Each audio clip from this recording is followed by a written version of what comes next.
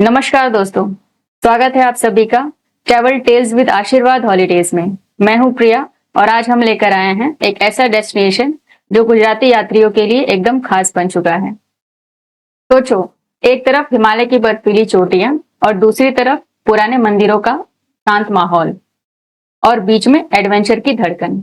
जी हाँ, मैं बात कर रही हूँ नेपाल की। और इस सफर पर मेरा साथ देने के लिए हैं आशुतोष सर, जो आशीर्वाद हॉलीडेज के सीनियर ट्रैवल एक्सपर्ट हैं, जिन्हें 15 साल का नेपाल टूरिज्म का तजुर्बा है। सर, स्वागत है आपका। धन्यवाद प्रिया, और आप सभी को भी नमस्कार। नेपाल के बारे में बात करने का मजा ही कुछ और है। ये जगह हर ट्रैवलर को अपनी सिंप्लिसिटी, स्पिरिचुअलिटी एंड एडवेंचर के मिक्स से सरप्राइज करती है। और अगर बात हो गुजराती फैमिलीज की, तो ये उनके लिए एक नेचुरल चॉइस है। ये इंटरेस्टिंग है, लेकिन सर आप ये बताएं कि गुजरात से ही नेपाल जाने के लिए लोग इतने इंटरेस्टेड क्यों होते हैं? सिंपल सी बात है प्रिया, 3 चीजें हैं। पहला कनेक्शन है स्पिरिचुअलिटी, जहां पशुपतिनाथ एंड पुलाश्रम जैसे मंदिर हैं। दूसरा अफोर्डेबिलिटी, थोड़ा खर्च बड़ा मजा, जैसे 4 से 5 दिन में नेपाल का ट्रिप आप आराम से प्लान कर सकते हैं। और तीसरी सेफ्टी एंड हॉस्पिटैलिटी, नेपाल के लोग आपको टूरिस्ट नहीं अपना दोस्त समझते हैं। तो ये तीनों फैक्टर हैं जिसकी वजह से परफेक्ट चॉइस बनता है गुजराती फैमिलीज के लिए। मतलब एक पैकेज डील, भक्ति भी, एडवेंचर भी और घर जैसा मेहमान नवाजी भी। सुनने में ही एक्साइटिंग लग रहा है। सर, सबसे बड़ा सवाल हमारे ऑडियंस के मन में है कि नेपाल पहुंचना कैसे है।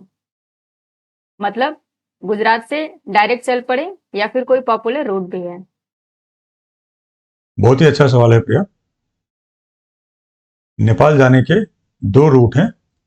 एक जो गुजराती फैमिलीज के लिए काफी पॉपुलर है, वो है गोरखपुर का रूट। और दूसरा जो थोड़ा सा प्रीमियम है, वो है डायरेक्ट काठमांडू बाई फ्लाइट का रूट। पहले पॉपुलर वाले रूट से शुरू करते हैं सर। गोरखपुर से जाना क्यों इतना पसंद करते हैं गुजराती फैमिलीज? सिंपल सी वजह है, कंफर्टेबल प्लस बजट फ्रेंडली। इसमें सफर का मजा ही अलग है। आपको अहमदाबाद, बड़ोदरा, राजकोट यहाँ से डायरेक्ट ट्रेन मिल जाती है गोरखपुर की, जो वीकली कॉम्बिनेशंस में है। लेकिन अगर किसी डेट पे आपको ये डायरेक्ट कनेक्शन नहीं मिलता है, तो आप दिल्ली आ सकते हैं और दिल्ली से ओवरनाइट जर्नी करके आप गोरखपुर आ सकते हैं, जो कि एक बड़ा ही कंफर्टेबल ऑप्शन है। फिर गोरखपुर से एक छोटी सी शॉर्ट ट्रिप, लगभग 1.5 से 2 घंटे में आप सोनौली बॉर्डर पहुंच जाते हैं। और अराउंड 30 मिनट्स आपको लगते हैं बॉर्डर क्रॉसिंग फॉर्मेलिटीज करने में, एंड देन आप नेपाल के अंदर। सर, अगर कोई फास्ट ट्रैक करना चाहते हो? हाँ, अगर कोई फास्ट ट्रैक करना चाहता है तो उनके लिए दूसरा ऑप्शन है। आप अहमदाबाद से चेक कर लें कि अगर आपको डायरेक्ट फ्लाइट कनेक्शन मिलती है तो आप अहमदाबाद काठमांडू डायरेक्ट फ्लाइट ले सकते हैं। एल्स आप अहमदाबाद से इधर दिल्ली और मुंबई होकर के आप काठमांडू पहुंच सकते हैं। वाया फ्लाइट में आपको 6 से 8 घंटे का समय लगता है और आप उसमें नेपाल पहुंच जाते हैं। मतलब एक middle class Gujarati family Nepal trip plan कर रहे हैं तो उनके लिए गोरखपुर बेस्ट ऑप्शन है। बिल्कुल। अगर आप एक कंफर्टेबल और बजट फ्रेंडली ऑप्शन चाहते हैं तो वाया गोरखपुर ट्रेन का ऑप्शन प्लान कीजिए। और अगर आप एक fast track, fast pace journey चाहते हैं तो direct Kathmandu by flight. Sir, कोई ट्रैवल टिप्स जो स्पेशली गुजराती फैमिलीज के लिए हेल्पफुल हो? हाँ, एक गोल्डन टिप है कि अगर आप बाई ट्रेन प्लान कर रहे हैं तो कोशिश कीजिए कि अपनी ट्रेन टिकट 2 महीने पहले बुक कर दीजिए। तत्काल को अवॉइड कीजिए, क्योंकि तत्काल में एक तो पैसे भी ज़्यादा लगते हैं और दूसरा फिर आपके लास्ट मोमेंट पे प्रोबेबिलिटी, चांसेस कम हो जाते हैं कि टिकट मिलेगी या नहीं मिलेगी। तो बेस्ट है कि आप आराम से अपनी कंफर्टेबल 2 महीने पहले जर्नी प्लान कीजिए, टिकट बुक कीजिए और पैकेज बुक करके फाइनल कर दीजिए। समझ गई। मतलब सफर नेपाल का, लेकिन प्लानिंग गुजराती स्टाइल, बजट का ध्यान और बुकिंग स्मार्टली। सर, एक और बड़ा सवाल, नेपाल जाने का सही टाइम कब है? हम सब जानते हैं गुजरात का मौसम थोड़ा एक्सट्रीम होता है, तो नेपाल ट्रिप प्लान करते वक्त सीजन कैसे चूज करें? बहुत ही इंपॉर्टेंट पॉइंट है प्रिया। नेपाल में साल भर अलग अलग रंग दिखते हैं। बस अभी आपकी चॉइस है कि आपको कैसा एक्सपीरियंस चाहिए। चलिए शुरू करते हैं सबसे पॉपुलर टाइम से। जो सबसे पॉपुलर टाइम है वो है सितंबर से दिसंबर तक का। इस ड्यूरेशन में आपको फेस्टिवल लाइक दशहरा, दिवाली ये कॉम्बिनेशन मिल जाता है, जिसको हम नेपाल में भी बड़े धूमधाम से मनाते हैं और गुजराती फैमिलीज भी अक्सर अपने इन त्योहार पे प्लान करते हैं कि वो बाहर अपनी फैमिलीज के साथ वेकेशन पे जाए। तो एक तो ये कॉम्बिनेशन है। दूसरा, अगर आप ईयर एंड की बात कर रहे हैं तो ईयर एंड पे आपको न्यू ईयर नेपाल में सेलिब्रेट करने का मौका मिलता है, तो आप उसको भी कंबाइन कर सकते हैं और प्लान कर सकते हैं। इस ड्यूरेशन का डाउन साइड सिर्फ इतना है कि ये थोड़ा सा एक्सपेंसिव पीरियड होता है, क्योंकि इस टाइम पे नेपाल में यूरोपियन ट्रैवलर्स भी होते हैं, तो इसको वो लोग अपना एक पीक सीजन कंसिडर करते हैं। अदरवाइज ये एक परफेक्ट टाइम है इंडियन फैमिलीज को भी नेपाल विजिट करने के लिए। इसके बाद जो दूसरा अच्छा टाइम है वो है मार्च से मई पीरियड का। इस टाइम पे इंडिया में समर वेकेशन भी होता है, बच्चों की छुट्टियां होती हैं, तो अगर आप समर वेकेशन में फैमिली के साथ कोई ट्रिप प्लान कर रहे हैं तो एक ये बढ़िया गेटवे एंड ऑप्शन है कि आप इस टाइम पे नेपाल प्लान कर सकते हैं। इस टाइम पे एक दूसरा एडवांटेज ये है कि आपको नेपाल का क्लाइमेट भी अच्छा मिलता है, जिसमें टेम्परेचर अराउंड 15 से 20 डिग्री के आसपास रहता है नेपाल के अंदर। वहीं इंडिया में टेम्परेचर जो है वो अबव 30 डिग्री के आसपास रहता है। तो ये एक सेकेंड पीरियड है जहां पे आप अपनी नेपाल की ट्रिप प्लान कर सकते हैं। इसके बाद अगर मैं तीसरे पीरियड की बात करूं तो वो है जून से लगाए अगस्त तक का। ये मानसून पीरियड होता है। इस टाइम पे मैं हमेशा रिकमेंड करता हूं कि पहाड़ों पे जर्नी थोड़ी सी अवॉइड करें, बट अगर आप एडवेंचर लवर हैं तो आप डेफिनेटली नेपाल प्लान कर सकते हैं। इस पीरियड में प्लान करने का बेनिफिट क्या है कि नेपाल के लिए एक तरीके से ऑफ सीजन होता है, तो इस टाइम पे आपको एक अच्छी डील मिल सकती है और आप कम बजट में नेपाल घूम के आ सकते हैं। मतलब बारिश लवर्स भी थोड़ा सोच लें। और विंटर्स? जनवरी फरवरी का महीना थोड़ा सा चैलेंजिंग होता है, क्योंकि उस टाइम पे सर्दियां ज़्यादा होती हैं। और अगर मैं अपने गुजराती फैमिलीज की बात करूं तो इनको ठंड जो है वो काफ़ी ज़्यादा लगती है। तो अगर आप जनवरी फरवरी की बात कर रहे हैं और ठंड से आपको बहुत ज़्यादा तकलीफ नहीं है, बहुत ज़्यादा प्रॉब्लम नहीं है, तो आप इस ड्यूरेशन में प्लान कर सकते हैं। अदरवाइज जनवरी और फरवरी का महीना अवॉइड कीजिए नेपाल जाने के लिए। तो गुजराती ट्रैवलर्स के लिए बेस्ट पिक क्या होगा? सिंपल, सितंबर से दिसंबर और नहीं तो मार्च से मई, ये 2 सीजन बेस्ट हैं। आप इस ड्यूरेशन में कभी भी प्लान कर लें। और मानसून, अगर आपको बारिश पसंद है, एडवेंचर आप पसंद करते हैं, तो एक प्लान आप कर सकते हैं जो आप एक कंफर्टेबल, बजट फ्रेंडली और इकोनॉमिकल जर्नी आप कर सकते हैं मानसून में, जो जून, जुलाई और अगस्त का टाइम है। वाह, मतलब अगर स्मार्टली सीजन चूज करें तो नेपाल हर ट्रिप पे अलग अलग रंग दिखाता है। सर, अब बात करते हैं सबसे एक्साइटिंग पार्ट की। मतलब अगर कोई गुजराती फैमिली जाएं तो उनके लिए मस्ट विजिट प्लेसेस कौन कौन से होंगे? अच्छा सवाल है प्रिया। नेपाल है तो एक छोटी सी कंट्री, लेकिन एक्सपीरियंस का एक ट्रेजर बॉक्स है ये। इस चीज को एक्सप्लेन करने के लिए मैं नेपाल को 2 कैटेगरी में डिवाइड करना चाहूंगा। पहला स्पिरिचुअल एंड कल्चर, एंड दूसरा नेचर एंड एडवेंचर। वाह, तो चलिए पहले स्पिरिचुअल सफर से शुरू करते हैं। बिल्कुल, सबसे पहले मैं काठमांडू वैली से शुरू करना चाहूंगा। काठमांडू में सबसे इम्पोर्टेंट जो टेम्पल है वो है श्री पशुपतिनाथ जी का मंदिर, जो भगवान शिव को डेडिकेटेड है, और इसका बहुत ही इमोशनल कनेक्शन जो है हमारे गुजराती फैमिलीज का होता है। इसके अलावा जो दूसरा इंपॉर्टेंट टेम्पल है वो है बूढ़ा नीलकंठ, जिसे स्वामी जलानारायण टेम्पल भी कहते हैं। ये दोनों साइट तो हिंदू पिलग्रिमेज साइट है। इसके अलावा जो नेक्स्ट इंपॉर्टेंट साइट है वो है स्वयंभूनाथ, जिसे मंकी टेम्पल भी कहते हैं, और ये हमारे Hindu pilgrimage and Buddhist pilgrimage दोनों के लिए एक इंपॉर्टेंट साइट है। इसके अलावा आप काठमांडू में दरबार स्क्वायर विजिट कर सकते हैं, जहाँ पे आप पुराने पैलेसेस, दरबार स्क्वायर्स, ये सारी चीज़ें देखते हैं, और इनका जो आर्किटेक्चर है वो हमारे गुजराती क्राफ्ट्समैन को काफ़ी बेहतर तरीके से कनेक्ट करता है। मतलब भक्ति भी और हिस्ट्री का फ्लेवर भी। और दूसरे टाइप के ट्रैवलर्स के लिए जो नेचर और एडवेंचर लवर हैं, उसके लिए बेस्ट है पोखरा।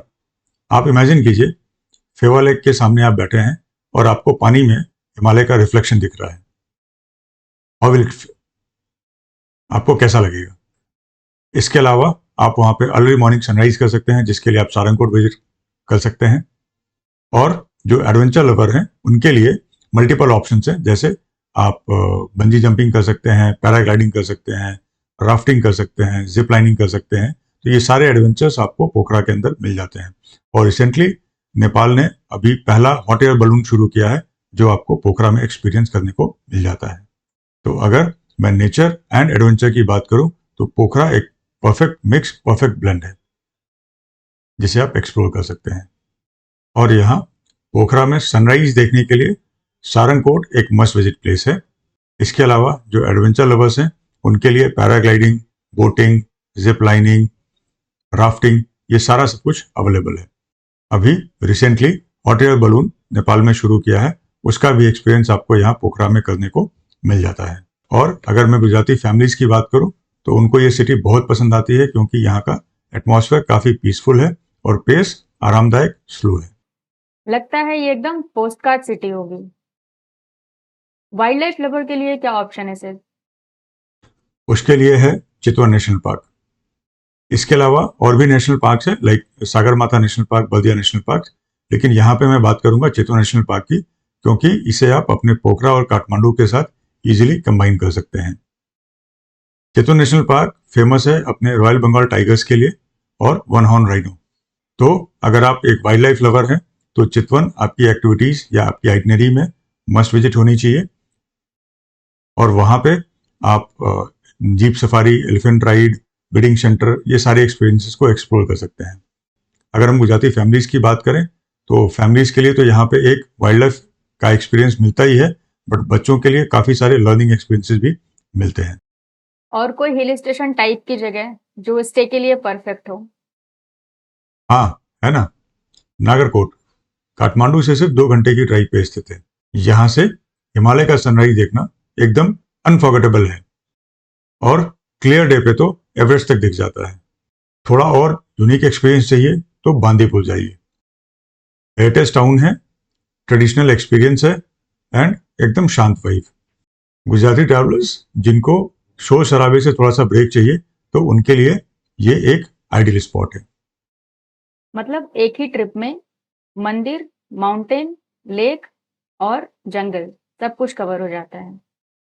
बिल्कुल प्रिया, और इसी वजह से नेपाल अपने आप में एक फुल फ्लेज डेस्टिनेशन है और हर गुजराती अपने टेस्ट के हिसाब से यहाँ कुछ ना कुछ ढूंढ ही लेता है। अब बात करते हैं शॉपिंग और फूड की। एक सफर तभी कंप्लीट होता है जब उसमें शॉपिंग और खाना पीना दोनों हो।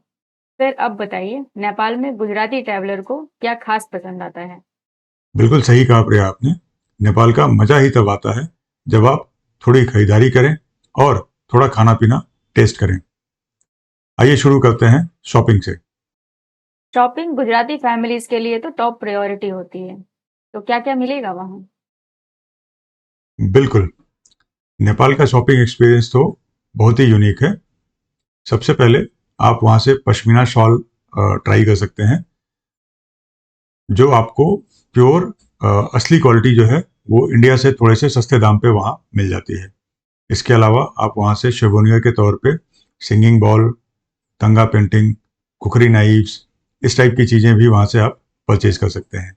इसके अलावा जो दूसरी इंपॉर्टेंट चीज़ है जो मैं रिकमेंड करता हूँ कि अगर आपको रुद्राक्ष परचेज करना है तो वो भी आप नेपाल से परचेज कर सकते हैं। ऐसा माना जाता है कि नेपाल के रुद्राक्ष की क्वालिटी काफ़ी अच्छी और बेहतरीन होती है। तो ये सारे आइटम्स हैं जिनको आप वहाँ से परचेज कर सकते हैं। और एक गोल्डन टिप, बार्गेनिंग का तो मजा ही अलग है और इसमें हमारे गुजराती भाई लोग तो एक्सपर्ट होते ही हैं। बिल्कुल सर, हाफ प्राइस से स्टार्ट वाली ट्रिप तो सबको आती है। शॉपिंग के बेस्ट स्पॉट कौन कौन से हैं? काठमांडू का थामेल मार्केट एकदम हब है, वहाँ पे आपको सारी चीज़ें मिल जाती हैं।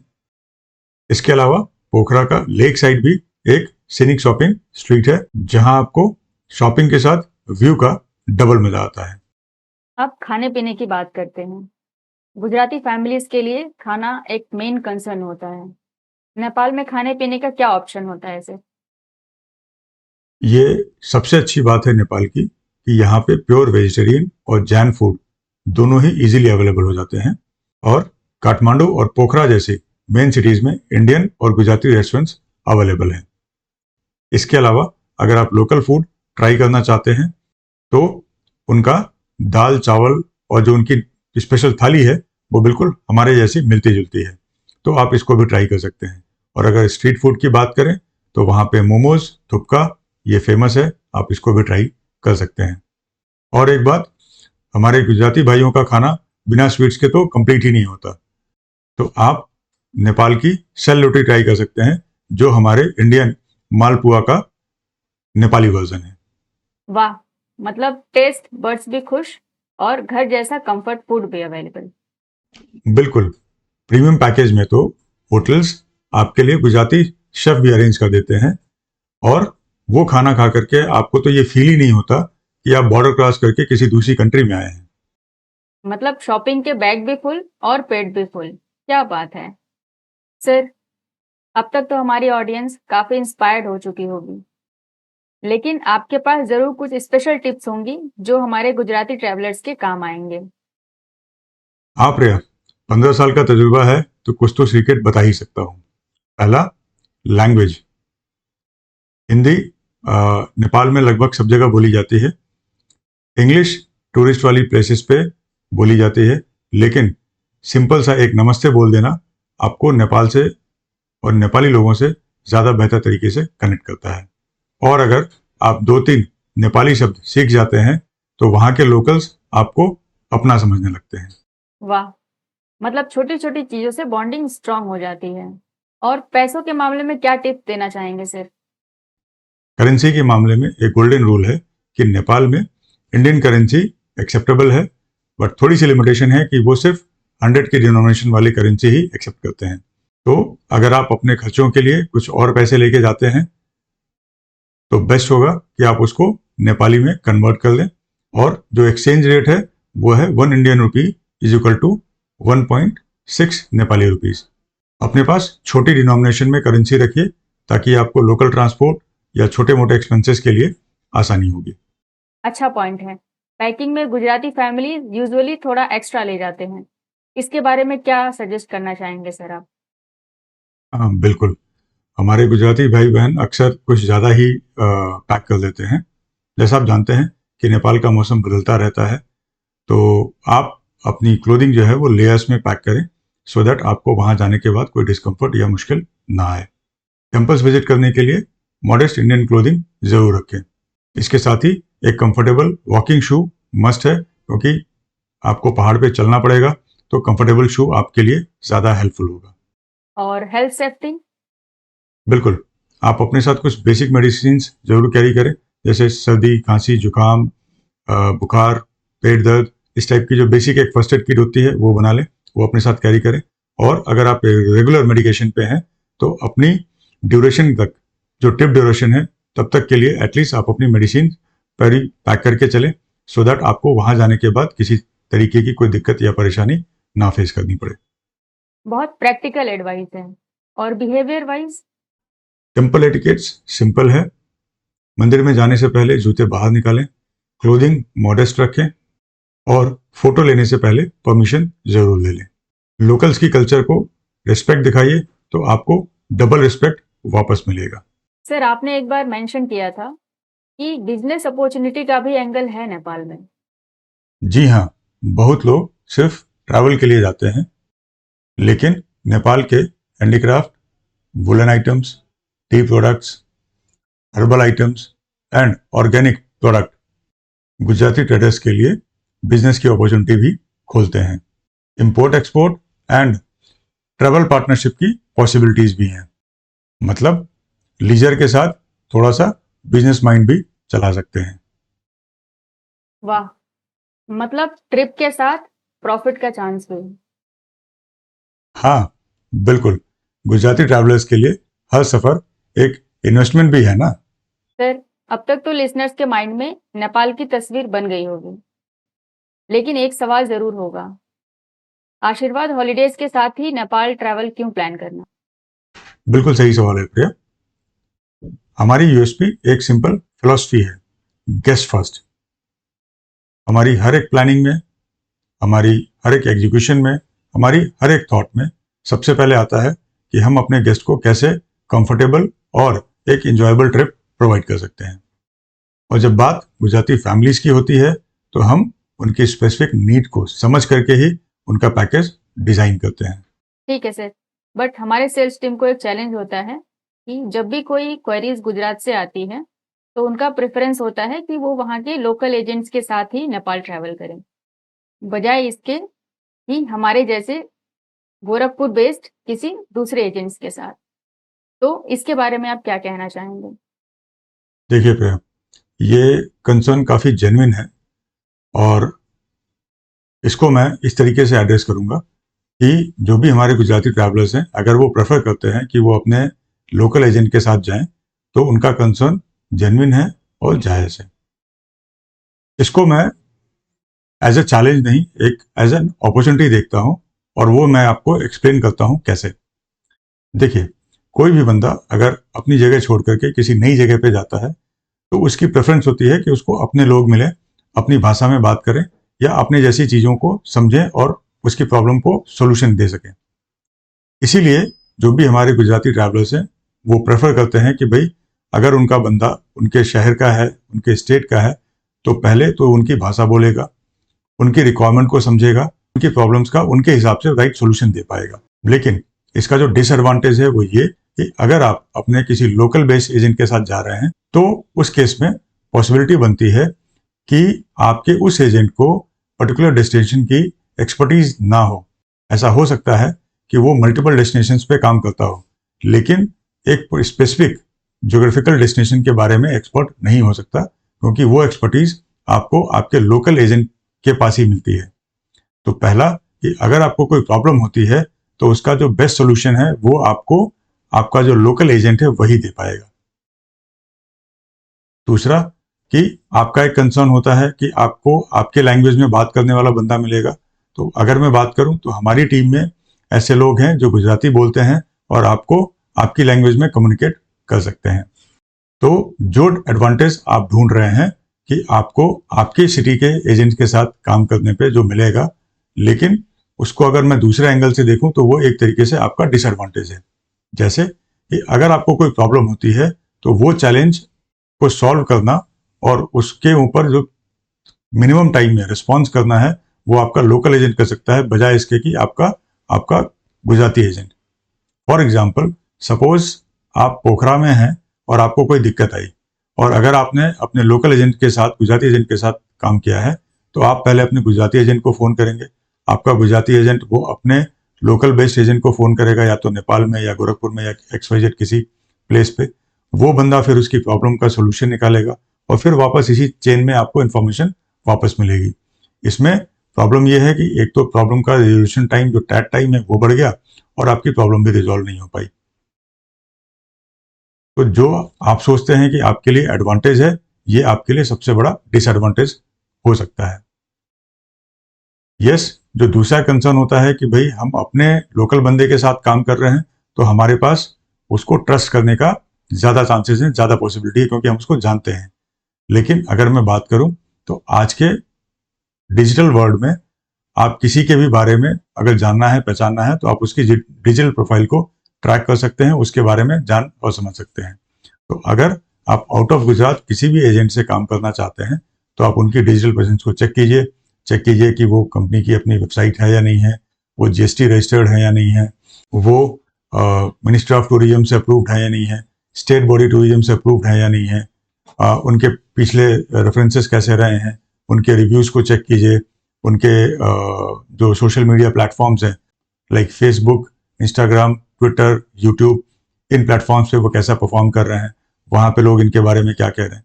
तो यहाँ से आपको एक फेयर आइडिया मिल जाएगा कि आप जिस बंदे के साथ जुड़ने जा रहे हैं, जिसके साथ आप काम करने जा रहे हैं, वो बंदा कैसा है, आपको रिस्पॉन्स कैसा देगा। तो सबसे पहली बात, जो सबसे पहला कंसर्न कि लैंग्वेज, यस, आपको हमारे यहाँ लैंग्वेज इशू नहीं है, हमारे पास ऐसे लोग हैं जो गुजराती बोलते हैं। दूसरा, हम यहाँ पे लोकली अवेलेबल हैं, तो आपके प्रॉब्लम का रिजोल्यूशन टाइम कम हो जाता है, और चूंकि हम ऑन ग्राउंड चीज़ों का हैंडल कर रहे हैं तो प्रॉब्लम आने के चांसेस बहुत कम होती हैं, जिसमें कि कम्युनिकेशन गैप के चांसेस कम होते हैं। फॉर एग्जांपल, आप अपने एजेंट से कुछ कहेंगे, आपका एजेंट कुछ समझेगा, वो ग्राउंड हैंडलिंग एजेंट को कुछ और बताएगा, इसमें कम्युनिकेशन गैप के चांसेस हैं। लेकिन अगर आप डायरेक्टली लोकल एजेंट से बात कर रहे हैं तो आपने अपना मैसेज क्लियर कन्वे किया, एजेंट ने सामने से आपको चीज़ें क्लियरली बता दी, तो वो आपकी एड्रेस चीज़ें वहीं पे एड्रेस हो जाती हैं।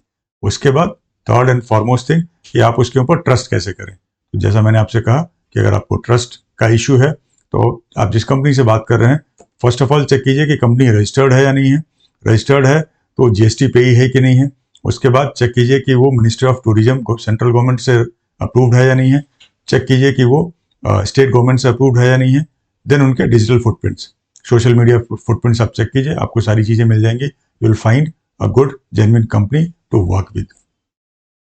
तो प्रिया, एट लास्ट मैं यही कहूंगा कि अगर आप अपने सेल्स टीम को जब ब्रीफ कर रहे हैं तो आप उनको एडवाइस करें कि ये सारी चीजें वो हमारे गुजराती ट्रैवलर्स को बताएं कि ये हमारे एडवांटेजेस हैं और ये उनके डिसएडवांटेजेस हैं अपने लोकल एजेंट के साथ काम करने के लिए। ठीक है, तो इससे आप एक बेहतर प्रोफाइल क्रिएट कर पाएंगे अपने कस्टमर के सामने, ट्रैवलर के सामने, कि वो आपके साथ क्यों जाए। आई होप मैंने इस क्वेरी को एड्रेस कर दिया होगा। बिल्कुल सर। Thank you. और जैसा मैंने ऊपर कहा था कि हम जो फिलॉसफी फॉलो करते हैं या जो हमारी यूएसपी है वो होती है गेस्ट फर्स्ट, और जिसमें मैंने कहा था कि हम जब भी ट्रिप प्लान करते हैं तो गुजराती फैमिलीज की स्पेसिफिक नीड, स्पेसिफिक रिक्वायरमेंट के हिसाब से प्लान करते हैं, उनकी हर एक चीज को कैटर करते हैं। सर स्पेसिफिक नीड्स मतलब? एग्जाम्पल देता हूं, जैसा मैंने अभी कहा लैंग्वेज सपोर्ट, तो हमारी टीम में आप जानते हैं ऐसे लोग हैं जो गुजराती बोलते हैं, हमारी टीम में ऐसे लोग हैं जो तमिल बोलते हैं, हमारी टीम में ऐसे लोग हैं जो मराठी बोलते हैं, हमारी टीम में ऐसे लोग हैं जो बंगाली बोलते हैं। तो जो लैंग्वेज बैरियर है वो सपोर्ट हमारे पास अवेलेबल है कि हम अपने किसी भी रीजनल टूरिस्ट से अगर बात कर रहे हैं तो हम उनके रीजनल लैंग्वेज में कम्युनिकेट कर सकते हैं, कनेक्ट कर सकते हैं। That is the first important thing. Second thing is कि हम रीजन स्पेसिफिक, हमें पता है कि भाई अगर कोई गुजरात से आ रहा है तो उसको प्योर वेज और जैन फूड चाहिए, तो उस रिक्वायरमेंट को अंडरस्टैंड करके हम उनके लिए ऑन द वे अगर कहीं लंच अरेंज कर रहे हैं या होटल्स अरेंज कर रहे हैं तो उसमें उस टाइप की फूड्स की अरेंजमेंट हो जाए, उसका ध्यान रखते हैं। गुजराती फैमिलीज हैं तो उनका ये होता है कि भाई हमें जो टेम्पल्स में जाना है या बाकी सारी चीजें करनी है, तो उनकी हर एक रिक्वायरमेंट को माइन्यूटली स्टडी करके और चीजों को प्रपोज करते हैं। अच्छा, मतलब सिर्फ ट्रैवल ही नहीं, ट्रस्ट, कंफर्ट और सेफ्टी भी। जी हाँ, सेफ्टी पे तो कोई कॉम्प्रोमाइज ही नहीं है। सारे होटल्स हम पर्सनली वेरीफाई करते हैं, एनुअली होटल्स को विजिट करते हैं, उनके साथ रेट एग्रीमेंट करते हैं, एंड तब जाके होटल्स हमारी लिस्ट में आता है जो हम अपने गेस्ट को प्रपोज करते हैं। जो हमारी व्हीकल्स हैं वो मोस्टली हमारी इन हाउस व्हीकल्स होती हैं, और अगर हमें ज़रूरत पड़ती है मार्केट से व्हीकल हायर करने की भी, तो वो भी व्हीकल्स हमारे सर्टिफाइड वेंडर्स के थ्रू ही हायर की जाती हैं, सो दैट उन व्हीकल्स की क्वालिटी को अश्योर किया जा सके। हम ये भी इंश्योर करते हैं कि जो भी ड्राइवर्स हम इंगेज कर रहे हैं वो ड्राइवर्स माउंटेन ट्रैवल के लिए फिट हो, उनको जगह का आइडिया हो, साइट सीइंग प्लेसेस के बारे में वो जानते हो, रूट की प्रॉपर नॉलेज हो। इसके अलावा जैसा कि आप जानते हैं कि हमारा operation department during the trip हमारे हर एक ट्रैवलर के साथ 24/7 अवेलेबल होता है थ्रू व्हाट्सएप सपोर्ट और अ कॉल। तो सेफ्टी तो हमारी टॉप प्रायोरिटी है, क्योंकि हमें पता है कि अगर आप हमारे साथ नेपाल ट्रैवल कर रहे हैं, नेपाल एक फॉरेन कंट्री है, तो आपने अगर हमें चूज किया है तो इट इज आवर रिस्पॉन्सिबिलिटी कि हमने आपको सेफली अगर नेपाल भेजा है तो हमें सेफ्टी के साथ आपको वहां से वापस लेकर के आना है। It is our top priority. Perfect, मतलब सेफ भी, क्लियर भी और अपनापन भी। एग्जैक्टली, हमारा मोटो है आपका सफर टेंशन फ्री और यादगार हो। सर अब एक प्रैक्टिकल सवाल, इस पॉडकास्ट के बाद अगर कोई गुजराती ट्रैवलर्स नेपाल का ट्रिप प्लान करना चाहते हैं तो बुकिंग प्रोसेस क्या है? कॉम्प्लिकेटेड तो नहीं है? बिल्कुल भी कॉम्प्लिकेटेड नहीं है प्रिया, हमने अपने बुकिंग प्रोसेस को बहुत ही सिंपल बना रखा है। आइए समझाता हूं स्टेप बाय स्टेप कैसे कर सकते हैं। जरूर सर। Step 1, inquiry. हमें अप्रोच करने के लिए, अपनी इंक्वायरी सेंड करने के लिए आप हमारी वेबसाइट पे जा सकते हैं, वहां पे कॉन्टैक्ट फॉर्म फिल कर सकते हैं, ऑप्शन 1। आप हमारे कॉन्टैक्ट नंबर जो आपको इस वक्त स्क्रीन पे भी दिख रहे हैं, आप वहां से हमें डायरेक्टली कॉल कर सकते हैं, हमें रीच आउट कर सकते हैं। नंबर 3, आप हमें ईमेल कर सकते हैं, हमारी ईमेल आपको हमारी वेबसाइट पे अवेलेबल मिल जाएगी। नंबर 4, आप हमें व्हाट्सएप के माध्यम से कनेक्ट कर सकते हैं, रीच आउट कर सकते हैं। तो आप जिस भी माध्यम से हमें कनेक्ट करना चाहते हैं, अपनी रिक्वायरमेंट शेयर करना चाहते हैं, आप कर सकते हैं। मतलब एकदम अप्रोचेबल। फिर सेकंड स्टेप आता है कंसल्टेशन। बेस्ड ऑन आपकी रिक्वायरमेंट जो आपने हमें किसी भी मीडियम से प्रोवाइड करा है। हमारी एक्सपर्ट टीम आपकी रिक्वायरमेंट को समझती है। बेस्ड ऑन द रिक्वायरमेंट हमारी टीम उसको स्टडी करती है और एक प्रॉपर डिजाइन किया हुआ कस्टमाइज पैकेज आपको शेयर करती है, जिसमें आपको इंफॉर्मेशन मिलेगी, आपका ट्रिप ड्यूरेशन क्या है, कहाँ से पिकअप होगा, कहाँ ड्रॉप करेंगे, कौन कौन से प्लेसेस को कवर करेंगे, कौन से होटल्स दे रहे हैं, उनके नाम मेंशन होंगे। हमारे कोटेशन में आपको मल्टीपल ऑप्शंस मिलेंगे। एक सपोज अगर आपने एक 3 स्टार होटल कहा है तो हम आपको 3 स्टार होटल का ऑप्शन एक देंगे, एक 2 स्टार होटल का ऑप्शन देंगे, एक 4 स्टार होटल का ऑप्शन देंगे, so that based on the budget, based on the service quality आप फर्स्ट गो में ही अपनी चीज़ों को एक्सपीरियंस कर सकें, चूज कर सकें। हमारे कोटेशन में आपको inclusion and exclusion clearly defined होंगे। हमारे कोटेशन में आपको हर एक चीज़, आपका ट्रिप ड्यूरेशन क्या है, terms and conditions and everything written form में पॉइंट वाइज आपको प्रोवाइड किया जाता है। वाह, सिंपल और ट्रांसपेरेंट प्रोसेस। मतलब अगर लिसनर्स चाहें तो आज ही इंक्वायरी शुरू कर सकते हैं। अच्छा, मतलब रेडीमेड पैकेजेस नहीं थोपा जाता है, ट्रैवलर के रिकमेंड के बेसिस पे प्लान बनाया जाता है। बिल्कुल। और स्टेप 3 होता है कंफर्मेशन। जब आप अपनी itinerary, pricing, inclusion exclusion, pickup drop points सारी चीज़ों को कंफर्म कर लेते हैं तो हम इसकी बुकिंग प्रोसेस करते हैं after receiving your advance payment. Payment mode भी हमारे पास मल्टीपल है। आप बैंक में डिपॉजिट कर सकते हैं, कैश पे कर सकते हैं या ऑनलाइन ट्रांसफर यूपीआई का भी इस्तेमाल कर सकते हैं। वाह, सिंपल और ट्रांसपेरेंट प्रोसेस। मतलब अगर लिसनर्स चाहें तो आज ही इंक्वायरी शुरू कर सकते हैं। जी हाँ, और हमारी टीम हमेशा अवेलेबल है आपकी क्वेरीज को क्लियर करने के लिए। सर, इतनी डिटेल और इंगेजिंग कन्वर्सेशन के लिए शुक्रिया। आपका कोई फाइनल मैसेज हमारे गुजराती लिसनर्स के लिए? हाँ प्रिया, मैं बस इतना कहना चाहूँगा कि नेपाल एक डेस्टिनेशन से ज़्यादा एक अनुभव है। यहाँ आपको स्पिरिचुअलिटी मिलेगी, एडवेंचर मिलेगा और फैमिली बॉन्डिंग का वक्त मिलेगा, और सबसे बड़ी बात अपनापन मिलेगा। ये जगह घर से बस कुछ ही घंटों की दूरी पे है, लेकिन दिल के बहुत करीब है। वाह, बहुत ही खूबसूरत तरीके से कहा आपने। और जो फैमिलीज अभी हेजिटेट कर रही हैं, मैं उनसे कहूँगा नेपाल एक बार जरूर एक्सप्लोर कीजिए। नेपाल सेफ है, अफोर्डेबल है और ये आपको वैसी यादें देगा जो आपके साथ लाइफ लॉन्ग चलेंगी। आशीर्वाद हॉलीडेज का मोटो भी वही है, आपकी सेफ्टी, खुशी और कंफर्ट हमारी प्रायोरिटी है। तो मैं आपसे यहीं विदा लेता हूँ।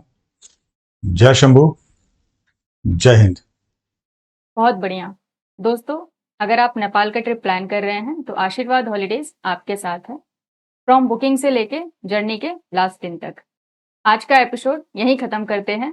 अब मैं मिलूंगी आपसे नेक्स्ट एपिसोड में एक नए सफर के साथ। तब तक के लिए जय हिंद, जय शंभू।